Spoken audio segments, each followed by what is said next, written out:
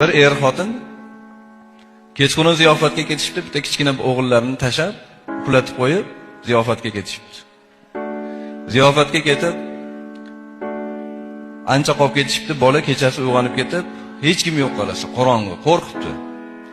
Shu qo'rquvdan qutulish uchun otasi katta televizor olib kelgan ekan uylariga.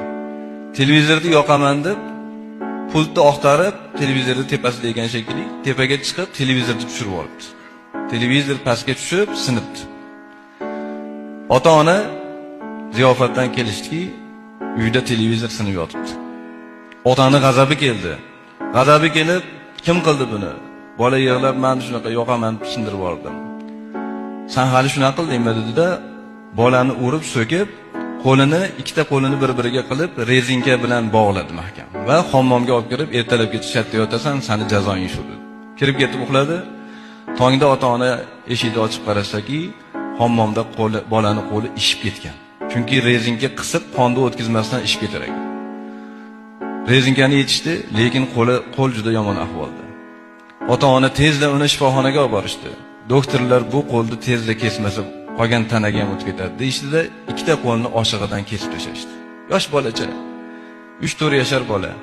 Ikkita qo'li yo'q. Ota-ona bilan birga o'tirar ekan, ovqatlanishga qiynaladi. Shunda bola otaga aytardiki, "Otajon, doktorlarga ayting, ikkita qo'limni qaytib berishsin. Katta bo'lib, pul topib ishlab, men sizga ko'pgina televizorlar olib beraman. Otajon, qo'limni qaytib berishsin" dedi. Ko'ryapsizmi? O'sha paytda agar Allohdan rozi odam shu ishni qiladimi? O'zini jigari, orzular bilan shu farzandni ko'rgan. O'zini farzandini nima qildi? Bu nimadan kelib chiqadi? Allohdan rozi odam bir ish bo'ladigan bo'lsa tezda g'azabi kelmaydi. Telefoningiz sinib qoldi, bunga siqilmang. Yo'qolib qoldi, siqilmang. Bu matoh bilan hayotingiz hal bo'lib ketmaydi. Alloh yangisini beradi. Avtoulovingizni urdingiz, birov bilan tegizib oldingiz, tezda tushib yoqalashmang.